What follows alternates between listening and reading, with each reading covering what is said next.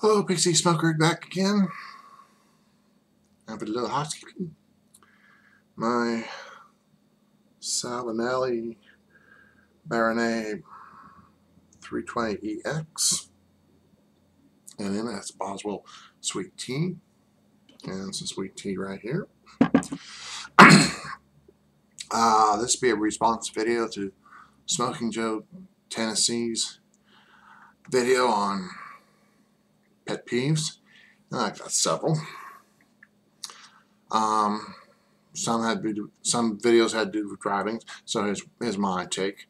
My pet peeve is that when people come to a stoplight, you see various links between cars. For me, it's just maybe about 4 to 6 inches away from the bumper. I've seen other vehicles park so wide is that you can either fit another vehicle in between that space, either another car, motorcycle, and it's either because they're very cautious or they're just yakking away on their cell phone, not paying attention to the road. Or is that brand new car that will get smashed up? So if I had my motorcycle and I saw that much space, I would just zoom on in and beg and play and say, well, you should park a little closer. I mean, no, there's no reason for a big wide space. And also, you got other people behind you that may want to move in to make a right turn or make a left turn. So you should give them that space. So that's one pet peeve. One driving pet peeve. Another driving pet peeve be like, you're going down the street, and it's all full of stoplights. And then, it's just on green, but then you see a driver ahead of you. I mean, 2 cars ahead of you. And they step on the brakes on a green light. And to me, I don't think that are colorblind. I think this, probably anticipating the light to be changed to yellow when it's going to be about another 30 seconds. So I don't see why they have to do that. That's my pet peeve right there for driving. Now, since I work around a pizza place, my pet peeves on that is when people call up to order.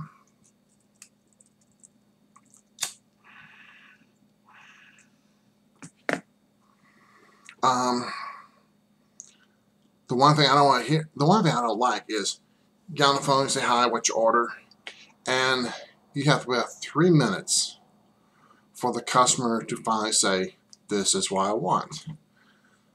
And it's frustrating because, to me, it's saying like, hey, if you're going to order pizza, first find out what you want, then call. Instead of instead of making me wait on the line for 3 minutes before you finally decide, hey, what do you want? I mean, you don't see a little kid sitting on his lap saying, let me think. No. And when a kid sits on his lap, he or she knows what he or she wants for Christmas. So there's no waiting. And that's the one thing I don't like. People call up and don't know what damn thing they want to order until they get everybody get a consensus from everybody in the room what they want to eat. And they should do that first, then call. And then probably another ordering pet peeve I have is like when a little kid wants to place the order and it's getting coached from his or her parent, getting coached from the parent, and it takes too long because one kid may not understand what I'm saying, and they may not understand what the parent's saying. So parents always order until the kids at least 10, then let more. And also, make sure he does speak English, because I had a little kid who called up, and all his relatives don't speak English. He's the only kid who does. He's about 7 years old. So there's no way I can understand. There's no way he can understand what I'm saying, and there's no understand what he's saying, because, you know, he's 7 years old and he's just learning English. So it's kind of like what the Polish Piper said. You know, if you can, you know,